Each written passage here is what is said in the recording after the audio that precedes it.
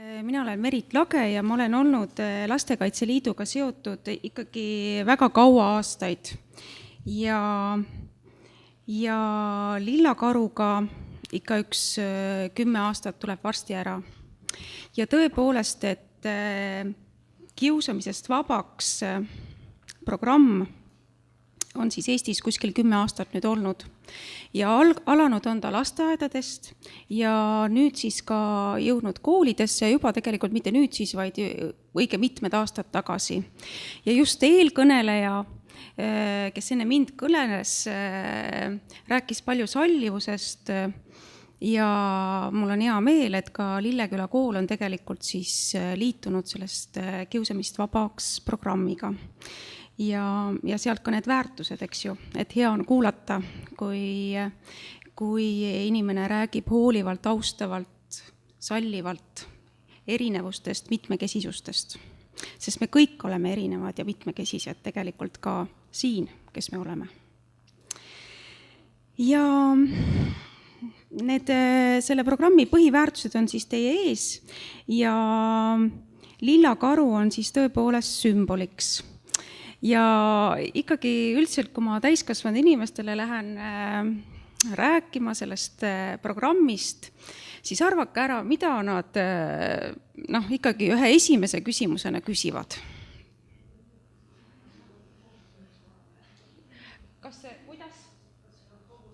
Kas karu on homoseksuaalne?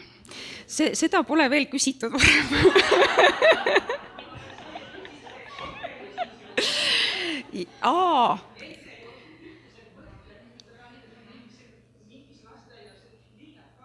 Ja see on tõesti üks küsimus, mida väga sageli küsitakse, et miks see karu teil lilla on?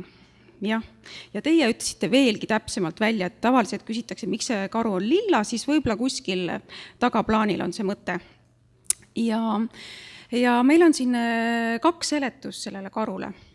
Et üks on see, et see kiusamisest vabaks programmi me oleme endale võtnud Taanist ja taanlaste jaoks see lilla värv on sallivuse värv. Lihtsalt nii ongi. Ta on eriline karu, ta ei ole ei pruun karu, jääkaru ega muu karu, ta on üks sallivuse karu.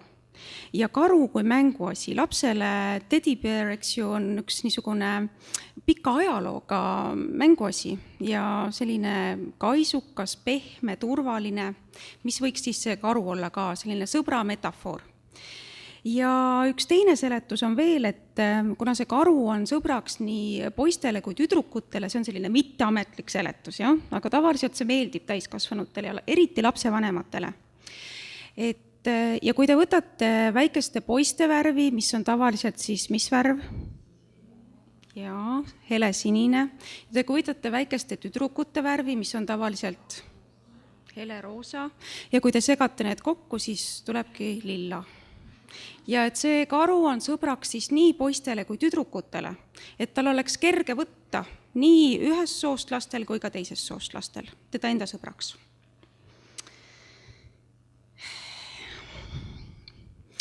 Siin on eelkõneleja just rääkis, et suvaliselt internetist otsitud piltidest, siis mul üks just selline on. Et me kõik tegelikult ju oleme käinud koolis, et meil on kõigil kooli kogemus, et vahetevahel ma seisan ka lasteaiaõpetajate ees ja seal lasteaiaõpetajad ütlevad, et aga mina ei ole käinud ise lasteaias, ma ei tea, mis kogemus see on. Aga kooliõpetajad ja muud täiskasvanud seda öelda ei saa, et neil koolikogemust ei oleks, kõigil on. Ja sellest koolikogemusest me oleme võtnud kaasa väga erinevaid asju. Et kuidas on kuuluda sinna klassi, kuidas on suhted eakaaslastega või klassikaaslastega, kes on mu sõber sealt, kas mul on sõpra või on mitu sõpra, kellest ma tahaksin selle pildi peal äärmiselt kaugel seista. Aga kellega ma tahaks kõrvuti olla.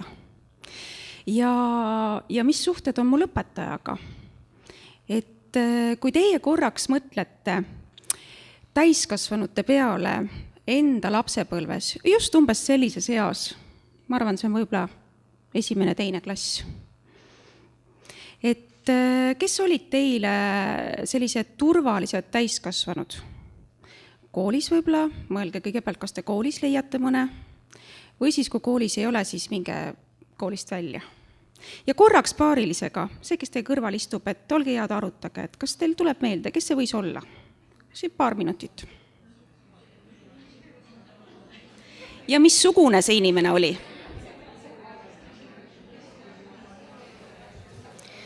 No nii, kuulen, et jutt hakkab vaibuma või siis ka mitte.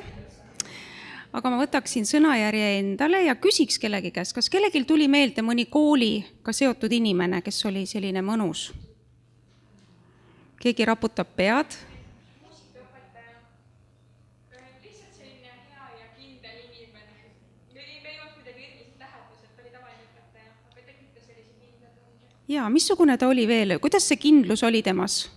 Mis ta tegi, et kindel olla?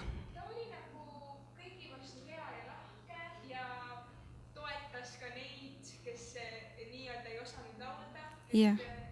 Ikkagi kõik võisid kaasa laulda ja ma arvan, et oli hea õpetaja.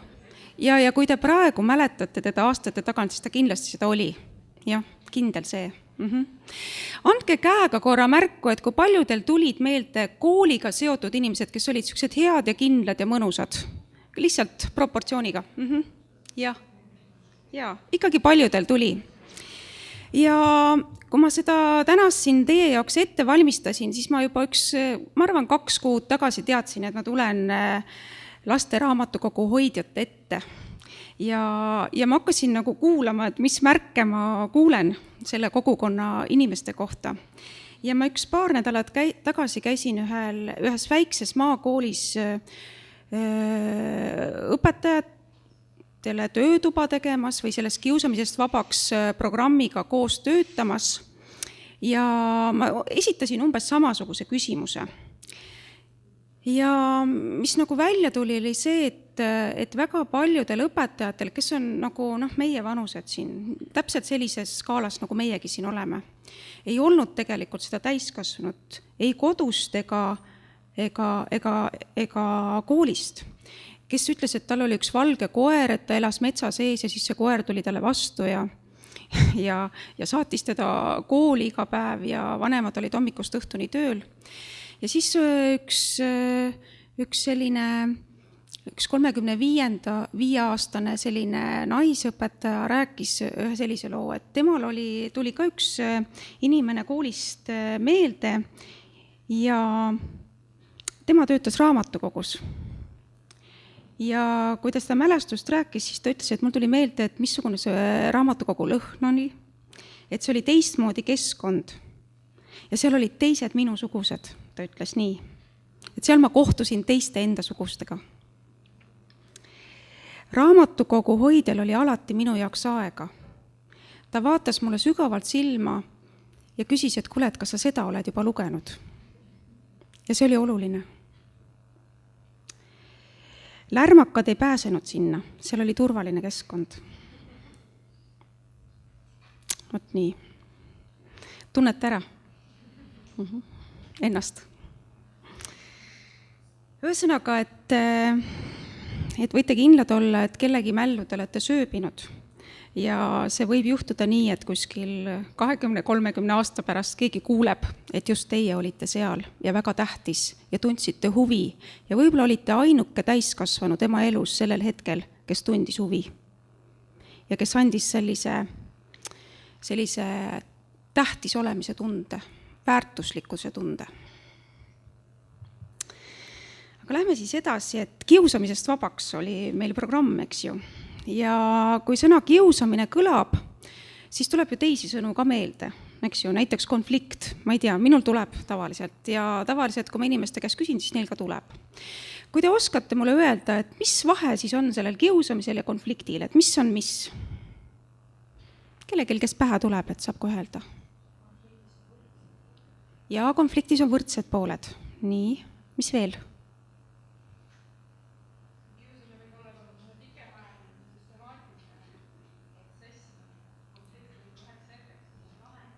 Jaa, kiusamine on pikemaajaline protsess ja konflikt leiab sageli lahenduse. õige pea. Midagi veel?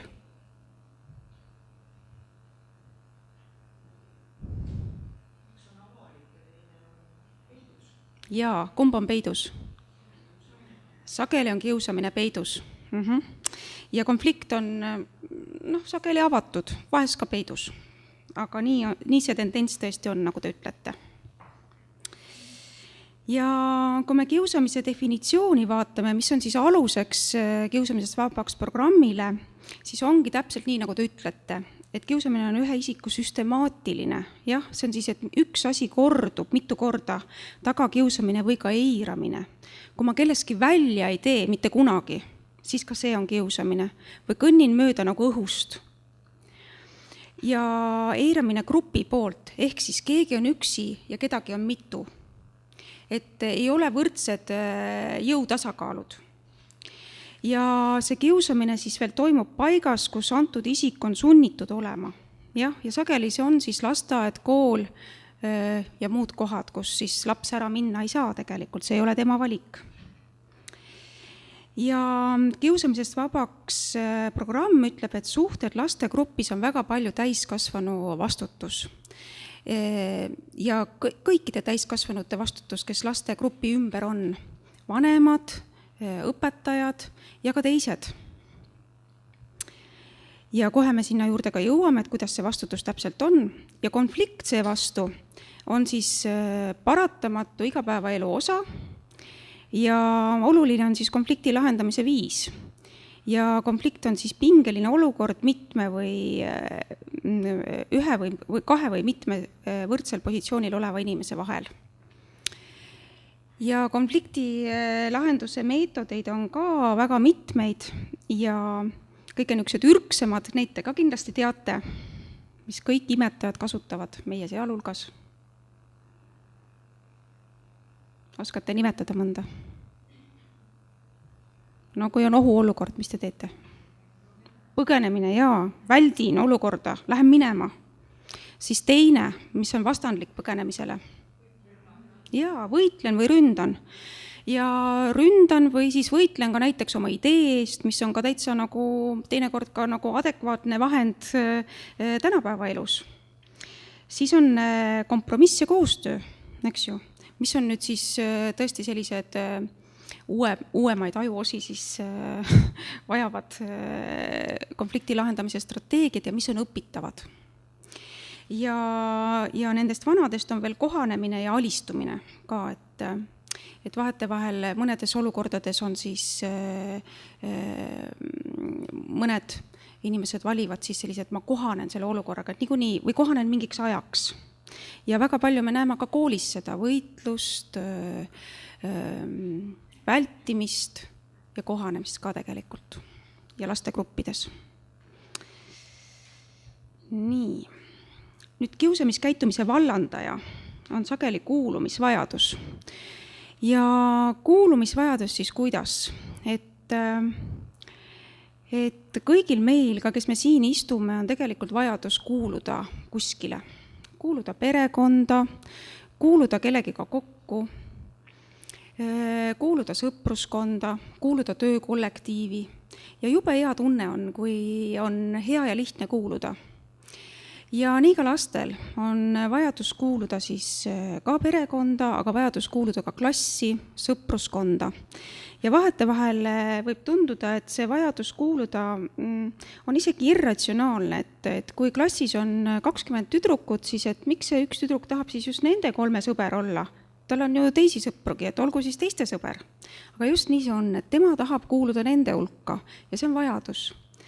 Ja kui me räägime siis sellest, keda siis võib-olla ei võeta mängu või et kes on siis tõrjutu, kuid kuulumisvajadus puudutab ka mitte ainult seda tõrjutut, vaid ka seda teist poolt, kes on siis tõrjuja. Sest et kui mul on kuulumisvajadus, siis mul on vaja kogu aeg tegelikult kinnitust sellele, et ma kuulun. ja ma vaatan kellelegi otsa ja ta vaatab mulle tagasi otsa ja ma saan aru, et ahah, et meie pilgud on kohtunud, et me kuulume siin küll. Kuid kui ma seda veel ei tea, eks, et selle kaudu ma saan ka kinnitus, kui ma olen väike laps, siis ma võin teha niimoodi, et kui mul see ängistus peale tuleb, see mõte, see ebakindluse mõte, kas ma ikka kuulun kokku, siis ma võin võtta näiteks teiega niimoodi niisuguse sõbratunde teha ja siis äkki ütlen kellelegi halvasti seal, kuskil seal nurgas. Ja siis ise silmaga vaatan teie poole, et mis teie teete nüüd. Ja kui te noogutate, siis ma mõtlen, jess, nad on minu poolt. Kuulun teie hulka. Et selles mõttes, ja kui ülejäänud on vait, eks ju, siis on ka selline tunne, et ahaa, et nemad ka võib-olla kuuluvad minu kampa rohkem. Ja sellele, kellele siis halvasti siin näite puhul ma ütlesin, siis temal on tunne, et tegelikult kõik on tema vastu. Mitte ainult need, kes noogutasid, vaid ka need, kes vait on. Nii et kuulumisvajadus ja ma arvan, et see on ka siis kiusamiskäitumiskohates üks tähtis moment aru saada.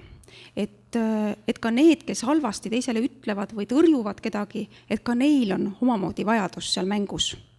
Ja nii seda teades, ma arvan, et ühel täiskasvul on võimalik hoida üht poolt ja teist poolt, mõlemad kuulata ja uurida, et ahaa, et mis sa tegelikult tahtsid ja mis sina tegelikult tahtsid. No nii, aga mida siis teha, kui te kahtlustate või märkate kiusamist, kui see toimub kuskil teie keskkonnas, tulevad raamatu kokku, siis ma arvan, et täiskasvanud väga sageli kogevad sellist sisemist dilemmat. Ma kuulen, et mingisugune suhtlus käib ja ma täpselt ei saa aru, mis asi see on. Ja see on selline sisemine dilemma. Kas see on nüüd konflikt või on see nali või on see kiusamine või mis asi see on? Olete kogenud sellist asja? Jah, paljud on ja mina ka olen seda kogenud. Ja sageli on niimoodi, et siis ma hakkan mõtlema, et aga mida nad ütlesid üksteisele. Ja siis, kui ma võtan selle lause sisu, siis see sisu võib olla ju täiesti neutraalne. Ehk siis sageli suhete olemus on defineeritud tegelikult hääletooni ja kehakeele kaudu, kuidas mingi sõnum teisele edasi antakse. Ja see kuidas võib olla ühest äärmusest teise, üliarmastavast ülima põlguseni välja. See hääletoon võib kanda kõiki neid sõnumeid, mis selline vahele jäävad. Ja sageli ongi just see täiskasvanu keeruline ülesanne seal siis kõnetada tegelikult mitteverbaalset. Ma pean siis selle mitteverbaalse, mis seal toimus, kuidagi sõnadesse panema. Ja niimoodi, et mõlemad pooled on hoitud ja niimoodi, et ma ise olen samal ajal salliv, hooliv, austav ja julge. Eks? Et kui ma käratan, siis tõenäoliselt käratus ei ole väga kooskõlas austusega võib-olla või hoolivusega. Ja oleneb muidugi, mida ma näen. Kui ma näen otsest, et keegi kedagi lööb, siis tuleb muidugi kohe vahele minna, öelda stopp, eks ju, sellise enesekindlusega, mis vähegi võimalik on. Aga just ma räägin sellistest varjatud olukordadest, et ei saa täpselt aru, mis asi see on. Nii. Aga nüüd enne, kui me selline kõnetamise juurde läheme, et küsime, et mida ma siis ütlen või mida ma siis teen, kui ma märkan sellist kahtlast olukorda, on mul teile üks ülesanne. Ja ülesanne on järgmisel lehel. Ja kujutage ette siis seda olukorda, et 2 väikest tüdrukut tülitsevad apelsinipäravast ja mõlemad tahavad seda endale. Ja üks ütleb, oletame, et nad on 7-aastased. Ja üks ütleb, et mina tahan seda, see on minu oma. Ja teine ei ole, mina hoopis. Ja siis teine ütleb, see on ebaaus, sina said eelmine kord. Ja ruumid olete teie. Ja mida teie teete?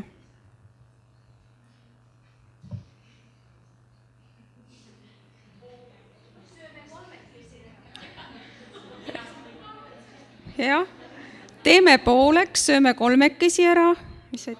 Võtan üldse ära apelsini. Mis veel on? Jaa, küsin, mis toimub. Rääkige lahti, mis värk on siin, eks ju. Nii, ja siis läheb see teema edasi. See täiskasvanu, kes ruumi tuleb, võtabki noa ja lõikab selle apelsini pooleks. Esimene tüdruk koorib selle ära ja viskab ära, paneb koored kotti. Tal on koori vaja koogi küpsetamiseks. teine tüdruk koorib apelsini ära ja viskab koored ära ja viljaliha sööb ära. Mida oleksite võinud teha? Kolmekesi ära süüa. Või siis ka see, kes ütles, et küsin, et mis teil siin toimub, on hea küsimus tegelikult. Millele see ülesanne siis vihjab? Just sellele vihjabki, et suhtlemine on kõige alus ja et me sageli eeldame, kuidas asjad on ja ei tea, kuidas asjad on. Ja tagasi küsimuse juures, et mida siis teha, kui kahtlustad, märkad kiusamist? Küsi sallivalt, hoolivalt, julgelt, mis teil juhtus? Ja pane tähele oma hääletooni ka ja kelle otsa, kuidas sa vaatad. Sest vahete vahel, kui me näeme midagi, et keegi teeb just nagu kellegile liiga, siis käivitub see protsess, et tahaks päästa. Ja siis me läheme nagu selle pääste mehhanismiga, ja juba läheme kurjaks selle teise osapoole peale. Aga et mis teil juhtus? Ja vahest nad ütlevad, ei, me tegime nalja. Ja kui teil on ikkagi kahtlane, et kas see oli nali, siis te võitegi öelda, et teate, ma märkasin midagi hääletoonis, kehakeeles, mis tekitas segadus minus. Ja ma ei tea, see ei meeldinud mulle või see oli mitmetähenduslik, ma ei tea, kuidas seda suhtuda. Ja las nad siis vastavad, jääge ootama, mis nad vastavad sellele. Jaa. Mis teie vastate selle peale? Jaa. Ja mis iganes, kui ega ju keegi ei taha öelda, et jaa, et me siin kiusame. Ja kui teil ikkagi tundub see olukord kahtlane, siis on hea öelda, et siin on ruumi austavatele ja sallivatele, hoolivatele suhetele. Ja see, mida hiljuti märkasin, see oli midagi muud ja seda ma ei soovi enam märgata. Te annate teada, missugust õhkonda te oma keskkonnas soovite näha. Ja see, kui te juba niimoodi teete ja sekkute, siis saavadki need sõnumi, kes vajavad seda hoolivat, austavat, sooja keskkonda, et nad on sinna teretulnud. Ja need, kes tunnevad, et see tegevus, mida me teha tahame ja kellelegi halvasti öelda ja näpuga näidata, seda me siin teha ei saa, siis te oletegi juba loonud kellegi jaoks väga mõnusa ja meeldiva keskkonna. Nii et ja sellel väikesel inimesel võib sellest väga palju kasu olla. Nii et aitäh teile ja olge sama mõnusad edasi.